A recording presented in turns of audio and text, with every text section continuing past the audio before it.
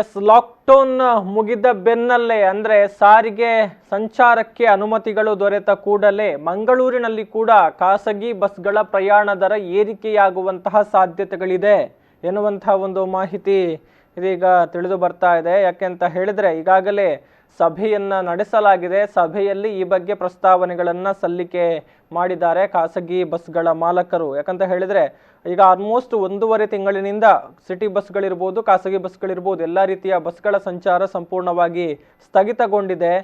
ಹೀಗಾಗಿ ಬಸ್ಗಳ ಓಡಾಟಕ್ಕೆ ಅನುಮತಿ ಸಿಕ್ಕ ಬಳಿಕ ಬಸ್ ಪ್ರಯಾಣ ದರ ಪರಿಷ್ಕರಣೆಯಾಗುವಂತಹ ಸಾಧ್ಯತೆಗಳಿದೆ. ಈ ಬಗ್ಗೆ ಸಾರಿಗೆ ಪ್ರಾಧಿಕಾರ ಆಯುಕ್ತರ ನೇತೃತ್ವದಲ್ಲಿ ಬಸ್ ಮಾಲಕರ ಸಭೆ ಕೂಡ ಬೆಂಗಳೂರಿನಲ್ಲಿ ನಡೆದಿದೆ. ಇನ್ನು ಮತ್ತೊಂದು ಕಡೆಯಿಂದ ಕಾರಣ ಏನಿರಬಹುದು ಅನ್ನುವಂತಹ ವಿಚಾರವನ್ನು ನಾವು ಪರಿಗಣಿಸಿದ್ರೆ, ಕೆಲ ತಿಂಗಳ ಹಿಂದೆ KSRTC ಬಸ್ಗಳ ಪ್ರಯಾಣ ದರವನ್ನು ಕೂಡ ಏರಿಕೆ ಮಾಡಲಾಗಿತ್ತು. ಸೊ ಇದೀಗ ಲಾಕ್ಡೌನ್ನಿಂದಾಗಿ ವ್ಯಾಪಕವಾಗಿ ನಷ್ಟಗಳಾಗಿದೆ, ಸಮಸ್ಯೆಗಳು ಎದುರಾಗಿದೆ. ಬಸ್ ಮಾಲಕರು ಸಹಿತ ಸಿಬ್ಬಂದಿಗಳು ಎಲ್ಲರೂ ಕೂಡ ಕೆಲಸ ಇಲ್ಲದೆ ಕಂಗಾಲಾಗಿರುವಂಥದ್ದು. ಈ ಸಂದರ್ಭದಲ್ಲಿ ಎದುರಾಗಿರುವಂತಹ ಒಂದು ನಷ್ಟವನ್ನು ಸರಿದೂಗಿಸುವಂತಹ ವಿಚಾರಕ್ಕೆ ಸಂಬಂಧಪಟ್ಟ ಹಾಗೆ ಈಗ ಖಾಸಗಿ ಬಸ್ಗಳ ಪ್ರಯಾಣ ದರ ಕೂಡ ಏರಿಕೆಯಾಗುವಂತಹ ಸಾಧ್ಯತೆಗಳಿದೆ. ಈ ಬಗ್ಗೆ ಬಸ್ ಮಾಲಕರ ಒಕ್ಕೂಟದಿಂದ ರಾಜ್ಯ ಸರ್ಕಾರಕ್ಕೆ ಪ್ರಸ್ತಾವನೆ ಸಲ್ಲಿಕೆಯಾಗಿದ್ದು, ಬೆಂಗಳೂರಿನಲ್ಲಿ ನಿನ್ನೆ ಸಾರಿಗೆ ಪ್ರಾಧಿಕಾರ ಆಯುಕ್ತರ ನೇತೃತ್ವದಲ್ಲಿ ಸಭೆ ಕೂಡ ನಡೆದಿದೆ. ಈ ಒಂದು ಸಭೆಯಲ್ಲಿ ಖಾಸಗಿ ಬಸ್ ದರವನ್ನ ಪರಿಷ್ಕರಣೆ ಮಾಡುವಂತಹ ಕುರಿತ ಹಾಗೆ ತೀರ್ಮಾನವನ್ನ ತೆಗೆದುಕೊಳ್ಳಲಾಗಿದೆ ಎನ್ನುವಂತಹ ಡೀಟೇಲ್ಸ್ ಕೂಡ ಸಿಗ್ತಾ ಇದೆ. ಇನ್ನು ಮಂಗಳೂರಿನಲ್ಲಿ ಇವರಿಗೆ ಮಿನಿಮಮ್ ಸ್ಟೇಜ್ಗೆ ಅಂದರೆ ಮಿನಿಮಮ್ ದರ 8 ರೂಪಾಯಿ ಇತ್ತು, ಅದನ್ನು 10 ರೂಪಾಯಿಗೆ ಏರಿಕೆ ಮಾಡಬೇಕು ಎನ್ನುವಂತಹ ಮನವಿಗಳು ಸಲ್ಲಿಕೆ ಆಗ್ತಾ ಇರುವಂಥದ್ದು. ಅಂದರೆ ಮಂಗಳೂರಿನಲ್ಲಿ ಸ್ಟೇಜ್ಗೆ 2 ರೂಪಾಯಿಯ ಹಾಗೆ ಹೆಚ್ಚಳವನ್ನು ಮಾಡಬೇಕು ಎನ್ನುವಂತಹ ಒಂದು ಮನವಿಯನ್ನು ಖಾಸಗಿ ಸಿಟಿ ಬಸ್ ಮಾಲಕರು ಸಹಿತ ಬಸ್ ಮಾಲಕರು ಮಾಡಿದ್ದಾರೆ ಎನ್ನುವಂತಹ ಡೀಟೇಲ್ಸ್ಗಳು ಕೂಡ ಈಗ ಸಿಗ್ತಾ ಇದೆ. ಎಸ್, ಈಗ ಈ ಒಂದು ವಿಚಾರಕ್ಕೆ ಸಂಬಂಧಪಟ್ಟ ಹಾಗೆ ನಮ್ಮ ಜೊತೆಗೆ ಮಾತನಾಡುವುದಕ್ಕೆ ದಕ್ಷಿಣ ಕನ್ನಡ ಜಿಲ್ಲಾ ಸಿಟಿ ಬಸ್ ಮಾಲಕರ ಸಂಘದ ಅಧ್ಯಕ್ಷರಾಗಿರುವಂತಹ ದಿಲ್ರಾಜ್ ಆಳ್ವ ಅವರು ನೇರ ಸಂಪರ್ಕದಲ್ಲಿದ್ದಾರೆ. ಸರ್ ನಮಸ್ತೆ. ನಮಸ್ತೆ. ನಮಸ್ತೆ. ಎಸ್, ಅಂದ್ರೆ ಈಗ ಕೇಳಿ ಬರ್ತಾ ಇರುವಂತಹ ಮಾತುಗಳು ಖಾಸಗಿ ಬಸ್ಗಳ ಪ್ರಯಾಣ ದರ ಕೂಡ ಏರಿಕೆ ಆಗುತ್ತೆ, ಈ ಬಗ್ಗೆ ಪ್ರಸ್ತಾವನೆಗಳು ಸಲ್ಲಿಕೆ ಆಗಿದೆ ಅನ್ನುವಂಥದ್ದು. ಸೊ ದಕ್ಷಿಣ ಕನ್ನಡ ಜಿಲ್ಲೆಗೆ ಸಂಬಂಧಪಟ್ಟ ಹಾಗೆ ಏನಾಗುತ್ತೆ ಅನ್ನುವಂಥದ್ದು ಸರ್, ಯಾವ ತೀರ್ಮಾನಕ್ಕೆ ಬರಲಾಗಿದೆ ಅಂತ? ಇಲ್ಲ, ನಿನ್ನೆ ನಮ್ಮ ರಾಜ್ಯ ಆಯುಕ್ತರ ಸಾರಿಗೆ ಆಯುಕ್ತರೊಟ್ಟಿಗೆ ಒಂದು ಸಭೆ ಇತ್ತು. ಅದ್ರಲ್ಲಿ ನಮ್ಮ ಮುಖ್ಯ ಬೇಡಿಕೆ ಏನಂತಿತ್ತು ಅಂತ ಹೇಳಿದ್ರೆ 6 ತಿಂಗಳು ಟ್ಯಾಕ್ಸ್ ಎಕ್ಸಾಮ್ಷನ್ ಕೊಡ್ಬೇಕಂತ ಹೇಳಿ. ಯಾಕಂತ ಹೇಳಿದ್ರೆ ಈಗ 3 ತಿಂಗಳು ಆಲ್ರೆಡಿ ಲಾಕ್ ಡೌನ್ ಇರುವ ಕಾರಣ ನಮ್ಮ ಬಸ್ಗಳೇನು ಮಾರ್ಗಕ್ಕೆ ಕೇಳಿದಿಲ್ಲ. ಸೊ ಆ 3 ತಿಂಗಳು ಮತ್ತೆ ಇನ್ನು 3 ತಿಂಗಳು ಟ್ಯಾಕ್ಸ್ ಎಕ್ಸಾಮ್ ಕೊಡ್ಬೇಕಂತ ಹೇಳಿ ನಮ್ಮ ಸಭೆಯಲ್ಲಿ ನಮ್ಮ ಡಿಮಾಂಡ್ ಇತ್ತು. ಇನ್ನೊಂದು 2013ರಿಂದ ನಾವು ದರ ಪರಿಷ್ಕರಣೆಗೆ ಮಾಡ್ಬೇಕಂತ ಹೇಳಿ ನಿರಂತರವಾಗಿ ಮನವಿ ಮಾಡ್ತಾ ಇದ್ದು ಕೂಡ ಅದು ಯಾವುದೇ ಸಾಧ್ಯ ಆಗ್ತಾ ಇಲ್ಲ. ಅದನ್ನು ಕೂಡ ಮಾಡ್ಬೇಕು. ನಾವೇನು ಕೋವಿಡ್ ಇದ್ದಿದ್ರಿಂದ ಈ ರೇಟ್ ಕೇಳ್ತಾ ಇಲ್ಲ, ಬಟ್ ಆ 2013ರಲ್ಲಿ ನಾವು ಏನ್ ರೇಟ್ ಕೇಳ್ತಾ ಇದ್ವಿ ಅದನ್ನಾದ್ರೂ ನೀವು ಮಾಡಿಕೊಡ್ಬೇಕಂತ ಹೇಳಿ ನಾವು ಮನವಿಯನ್ನು ಮಾಡಿದ್ವಿ. ಯಾಕಂತ ಹೇಳಿದ್ರೆ ಇಲ್ಲಿ ಮುಖ್ಯ ನಾವು ಗಮನಿಸ್ಬೇಕು ಏನಂತ ಹೇಳಿದ್ರೆ, ನಿಮ್ಮ ಈಗ ಒಂದು ಎಕ್ಸಾಂಪಲ್ 50 ಸೀಟ್ ಬಸ್ಗಳಲ್ಲಿ 25 ಸೀಟ್ ಮಾತ್ರ ಹಾಕುದು, 25 ಪ್ಯಾಸೆಂಜರ್ ಗಳನ್ನು ಮಾತ್ರ ಹಾಕ್ಲಿಕ್ಕೆ ಅವಕಾಶ ಇದೆ. ಕೋವಿಡ್ ಇರೋದ್ರಿಂದ ಮತ್ತೆ ಸೋಷಿಯಲ್ ಡಿಸ್ಟೆನ್ಸಿಂಗ್ ಮೇಂಟೈನ್ ಮಾಡ್ಬೇಕಂತ ಹೇಳೋ ದೃಷ್ಟಿಯಿಂದ. ಸೊ ನಮ್ಗೆ ಅಷ್ಟೊಂದು 25 ಜನ ಇಟ್ಕೊಂಡು ಹೋಗಿ ಈ ಏನ್ ದರ ಇದೆ ಅದ್ರಲ್ಲಿ ಯಾವುದೇ ನಮ್ಗೆ ಬಸ್ ಓಡಿಸ್ಲಿಕ್ಕೆ ಸಾಧ್ಯತೆ ಕಮ್ಮಿ. ಯಾಕಂತ ಹೇಳಿದ್ರೆ ಫಿಕ್ಸ್ ಕಾಸ್ಟ್ ಅಷ್ಟೇ ಇರುತ್ತದೆ, ಡೀಸೆಲ್ ಅಷ್ಟೇ ಹೋಗ್ತದೆ, ಟ್ಯಾಕ್ಸ್ ಅಷ್ಟೇ ಇರ್ತದೆ, ಇನ್ಶೂರೆನ್ಸ್ ಅಷ್ಟೇ ಇರ್ತದೆ, ಸ್ಯಾಲರಿ ಅಷ್ಟೇ ಇರ್ತದೆ. 25 ಜನ ನೀವು ಕರ್ಕೊಂಡು ಹೋಗ್ಬೇಕಂತ ಹೇಳಿದ್ರೆ ನಾವು ಗಾಡಿ ಓಡಿಸ್ಲಿಕ್ಕೆ ಸಾಧ್ಯನೇ ಇಲ್ಲ. ಇವತ್ತು ತಾವು ಗಮನಿಸಬೇಕು, ಪೇಪರ್ ಅಲ್ಲಿ ಪತ್ರಿಕೆಯಲ್ಲಿ ಕೂಡ ಬಂದಿದೆ, ಶಿವಮೊಗ್ಗದಲ್ಲಿ ಅವರೇನು ಗಾಡಿ ಓಡಿಸ್ತಾ ಇದ್ರು KSRTC ಅವರು, ಅದು ಕೂಡ ನಿಲ್ಲಿಸುವಂತ ಪರಿಸ್ಥಿತಿ. ಯಾಕಂತ ಹೇಳಿದ್ರೆ ಒಂದ್ ಕಡೆ ಪ್ಯಾಸೆಂಜರ್ ಆಗಲ್ಲ, ಇನ್ನೊಂದ್ ಕಡೆ ಆ ದರದಲ್ಲಿ ಮಾಡಿಸ್ಲಿಕ್ಕೆ ಸಾಧ್ಯ ಆಗೋದ್ರಿಂದ ಅವ್ರು ಕೂಡ ನಿಲ್ಲಿಸ್ಲಿಕ್ಕೆ ಪ್ರಯತ್ನ ಪಡ್ತಿದ್ದಾರೆ ಅಂತ ಹೇಳಿ ಇವತ್ತು ಪತ್ರಿಕೆಯಲ್ಲಿ ಬಂದಿದೆ.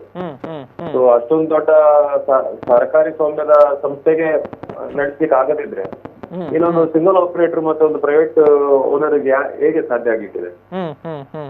ಸೊ ಆ ದೃಷ್ಟಿಯಲ್ಲಿ ಇಟ್ಕೊಂಡು ಮತ್ತೆ ನಾವು ಕೋವಿಡ್ ಅಂತ ಹೇಳಿ ನಾವು ಜಾಸ್ತಿ ಇದ್ ಮಾಡಿ ಇದು ಏನ್ ಅದಕ್ಕೆ ಜಾಸ್ತಿ ಭಾರ ಹಾಕಿ ನಮಗೂ ಮನಸ್ಸಿಲ್ಲ.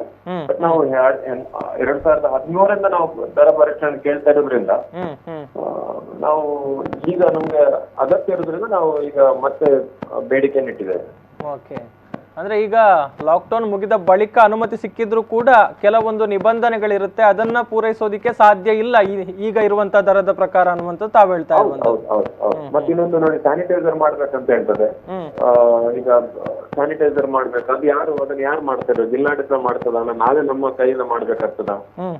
ಇದೆಲ್ಲ ಖರ್ಚಿರೋದ್ರಿಂದ ಇದ್ರ ಬಗ್ಗೆ ನಾವು ಗಮನ ಹರಿಸ್ಬೇಕಾಗ್ತದೆ. ಯಾಕಂತ ಹೇಳಿದ್ರೆ ನಾವು ಓಡಿಸಿ ಈಗಂತೂ ನಾವು ಇನ್ಕಮ್ ಇಲ್ಲ, ಮತ್ತೆ ನಾವು ಓಡಿಸಿದ್ರೆ ಇದೇ ದರದಲ್ಲಿ ನಾವು ಮೈನಸ್ ಇದ್ರಲ್ಲಿ ಹೋಗ್ತೇವೆ, ಖಂಡಿತ ನಷ್ಟ ಆಗ್ತದೆ ಅಂತೇಳಿ ನಮ್ಮ ಅನಿಸಿಕೆ. ಎಸ್ ಎಸ್ ಎಸ್ ಅಂದ್ರೆ ಈ ಬಗ್ಗೆ ಮಂಗಳೂರಿಗೆ ಸಂಬಂಧಪಟ್ಟ ಹಾಗೆ ಮಂಗಳೂರಿನಲ್ಲಿ ಸಭೆ ಏನಾದ್ರು ನಡೆದಿದೆ ಅಥವಾ ಯಾವಾಗ ನಡೆಯುತ್ತೆ ಅನ್ನುವಂತ ಮಾಹಿತಿ ಏನಾದ್ರು ಇದೆಯಾ ಸರ್? ಈಗ ಮಂಗಳೂರಲ್ಲಿ ಯಾವುದೇ ಸಭೆ ಇಷ್ಟವರೆಗೆ ಜಿಲ್ಲಾಧಿಕಾರಿ ಯಾವುದೇ ಮೀಟಿಂಗ್ ನಾವು ಕರೆದಿಲ್ಲ. ಬಟ್ ಈ ಆರೆಂಜ್ ಝೋನ್ ಇರೋದ್ರಿಂದ ಮತ್ತೆ ಗ್ರೀನ್ ಝೋನ್ ಆದ್ರೆ ಕರೆಯುವಂತ ಸಾಧ್ಯತೆ ಇರ್ಬೋದು. ಓಕೆ, ಎಸ್ ಎಸ್ ಅಂದ್ರೆ ಬಹುಶಃ ಅನುಮತಿ ಸಿಕ್ಕ ಬಳಿಕ ಈ ಎಲ್ಲ ವಿಚಾರಗಳು ಜಾರಿಗೆ ಬರುತ್ತೆ ಅನ್ನುವಂಥದ್ದು ಈಗ. Correct correct. Yes yes yes thank you sir, thank you ನಮ್ಮ ಜೊತೆಗೆ ಮಾತಿಗೆ ಸಿಕ್ಕಿದ್ದಕ್ಕಾಗಿ.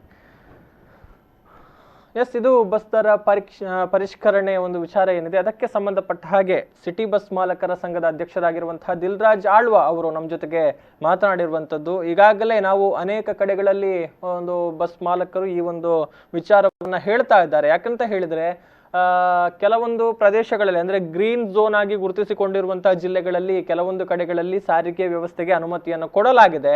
ಆದರೆ ಮುಖ್ಯವಾಗಿ ಅಲ್ಲಿ ಕೆಲವೊಂದು ನಿಬಂಧನೆಗಳು ಕೂಡ ಇರುತ್ತೆ. ಈ ಹಿಂದಿನ ಹಾಗೆ ಎಷ್ಟು ಸೀಟ್ ಕೆಪಾಸಿಟಿ ಇದೆಯೋ ಅಷ್ಟೇ ಪ್ರಯಾಣಿಕರನ್ನ ಹಾಕೋ ಹಾಗೆಲ್ಲ ಅದರ 50% ಅಂದ್ರೆ ಸರಾಸರಿ ಅರ್ಧ ಭಾಗದಷ್ಟು ಮಾತ್ರ ಪ್ರಯಾಣಿಕರನ್ನ ಬಸ್ನ ಒಳಗೆ ಸೇರಿಸಿಕೊಳ್ಳಬಹುದು ಮತ್ತೆ ಪ್ರಯಾಣಕ್ಕೆ ಅವಕಾಶವನ್ನ ಕೊಡಬಹುದು. ಅಂದ್ರೆ ಬಸ್ ಮಾಲಕರು ಹೇಳುವಂತ ಪ್ರಕಾರ ಈ ಒಂದು ವಿಚಾರದಲ್ಲಿ ನಮಗೆ ಬಸ್ಸನ್ನ ಓಡಿಸೋದಕ್ಕೆ ಸಾಧ್ಯ ಇಲ್ಲ. ಯಾಕಂತ ಹೇಳಿದ್ರೆ ನಾವು ಒಂದು ಟ್ರಿಪ್ಗೆ ಎಷ್ಟು ಡೀಸೆಲ್ ಅನ್ನ ಹಾಕಬೇಕು ಅಷ್ಟೇ ಡೀಸೆಲ್ ಅನ್ನ ಹಾಕಬೇಕಾಗುತ್ತೆ, ಎಷ್ಟು ಟ್ಯಾಕ್ಸ್ ಅನ್ನ ಕಟ್ಟಬೇಕು ಅಷ್ಟೇ ಟ್ಯಾಕ್ಸ್ ಅನ್ನ ಕಟ್ಟಬೇಕಾಗುತ್ತೆ. ಏನು ಚಾಲಕರು ಮತ್ತು ನಿರ್ವಾಹಕರಿಗೆ ಸಂಬಳ ಕೊಡುವಂತ ವಿಚಾರವನ್ನು ಕೂಡ ನಾವು ಅಷ್ಟೇ ಕೊಡಬೇಕಾಗುತ್ತೆ. ಆದ್ರೆ ಇಲ್ಲಿ ಕಲೆಕ್ಷನ್ ನಮಗೆ ಕಡಿಮೆ ಆಗುತ್ತೆ. ಪ್ರಯಾಣಿಕರ ಸಂಖ್ಯೆ ಹತ್ತಿಸಿಕೊಳ್ಳುವಂತ ಪ್ರಯಾಣಿಕರ ಸಂಖ್ಯೆ ಕಡಿಮೆ ಆಗೋದ್ರಿಂದ ಇಲ್ಲಿ ಸಮಸ್ಯೆಗಳು ಉದ್ಭವ ಆಗುತ್ತೆ. ಹೀಗಾಗಿ ನಮಗೆ ಸಾಧ್ಯ ಇಲ್ಲ ಈ ಹಿಂದಿನ ದರ ಏನಿದೆ ಅದರಲ್ಲೇ ಬಸ್ಸನ್ನ ಓಡಿಸಿದ್ರೆ ನಮಗೆ ಖಂಡಿತವಾಗ್ಲೂ ನಷ್ಟ ಆಗುತ್ತೆ. ಈಗಾಗಲೇ ಆಲ್ಮೋಸ್ಟ್ 35ರಿಂದ 40 ದಿನಗಳಾಗಿ ಹೋಗಿದೆ, ಬಸ್ಗಳು ನಿಂತಲ್ಲೇ ನಿಂತಿದೆ. ಅದರ ಜೊತೆಗೆ ಮತ್ತಷ್ಟು ಸವಾಲುಗಳು ಕೂಡ ಇದೆ. ಅಂದ್ರೆ ಸ್ಪೇರ್ ಪಾರ್ಟ್ಸ್ಗಳಿಗೆ ಸಂಬಂಧಪಟ್ಟ ಹಾಗೆ ಕೂಡ ಕೆಲವೊಂದು ಸಮಸ್ಯೆಗಳನ್ನ ಈಗ ನಾವು ಎದುರಿಸಬೇಕಾಗಿ ಬಂದಿದೆ. ಹೀಗಾಗಿ ಹಳೆಯ ದರದಲ್ಲಿ ನಮಗೆ ಮುಂದುವರಿಸುವುದು ಕಷ್ಟ ಸಾಧ್ಯ. ಅದಕ್ಕಾಗಿ ಸ್ಟೇಜ್ಗೆ 2 ರೂಪಾಯಿಯ ಹಾಗೆ ಹೆಚ್ಚಳವನ್ನ ಮಾಡಬೇಕು ಎನ್ನುವಂತಹ ಒಂದು ಆಗ್ರಹವನ್ನ ಇಲ್ಲಿ ಬಸ್ ಮಾಲಕರು ಮಾಡ್ತಾ ಇರುವಂಥದ್ದು. ಅದರ ಜೊತೆಗೆ ಮತ್ತೊಂದು ವಿಚಾರ ಕೂಡ ಇದೆ. ದಕ್ಷಿಣ ಕನ್ನಡ ಜಿಲ್ಲೆಯ ವಿಚಾರಕ್ಕೆ ಬಂದ್ರೆ 2013ರಿಂದ ಸರ್ವಿಸ್ ಬಸ್ ಪ್ರಯಾಣ ದರವನ್ನ ಪರಿಷ್ಕರಣೆ ಮಾಡಿಲ್ಲ. ಆದರೆ ಈ ಒಂದು ಡೀಸೆಲ್ ಮೇಲಿನ ಸೆಸ್ ಏನಿದೆ ಅದರ ಆಧಾರದಲ್ಲಿ 2018ರ ಏಪ್ರಿಲ್ನಲ್ಲಿ ಮಂಗಳೂರಿನಲ್ಲಿ ಓಡಾಡುವಂತಹ ಸಿಟಿ ಬಸ್ನ ದರ ಮೊದಲ ಸ್ಟೇಜ್ಗೆ 1 ರೂಪಾಯಿನಂತೆ ಹೆಚ್ಚಳ ಆಗಿತ್ತು. ಅದೇ ರೀತಿ ಟೋಲ್ ದರ ಹೆಚ್ಚಳವಾದಂತಹ ಕಾರಣ, ಟೋಲ್ ಗೇಟ್ನಲ್ಲಿ ಕಲೆಕ್ಟ್ ಮಾಡುವಂತಹ ದರ ಏನಿದೆ ಅದು ಹೆಚ್ಚಳವಾದಂತಹ ಕಾರಣ ಟೋಲ್ ಗೇಟ್ಗಳ ಮುಖಾಂತರ ಹಾದು ಹೋಗುವಂತಹ ಸರ್ವಿಸ್ ಬಸ್ಗಳ ಒಂದು ದರ ಏನಿದೆ, ಪ್ರಯಾಣ ದರ ಏನಿದೆ ಅದನ್ನು ಕೆಲ ತಿಂಗಳ ಹಿಂದೆ ಪ್ರಥಮ ಸ್ಟೇಜ್ಗೆ 1 ರೂಪಾಯಿನ ಹಾಗೆ ಹೆಚ್ಚಳವನ್ನ ಮಾಡಲಾಗಿತ್ತು. ಸೊ ಇದೀಗ ಲಾಕ್ಡೌನ್ ಕೂಡ ಆಗಿದೆ, ಅದರ ಪರಿಣಾಮವಾಗಿ ನಷ್ಟಗಳು ಕೂಡ ಸಂಭವಿಸಿದೆ. ಹೀಗಾಗಿ ಒಂದು ದರ ಪರಿಷ್ಕರಣೆಯಾಗಬೇಕು ಅನ್ನುವಂಥದ್ದು ಇಲ್ಲಿ ಬಸ್ ಮಾಲಕರ ಒಂದು ಆಗ್ರಹ ಆಗಿರುವಂಥದ್ದು.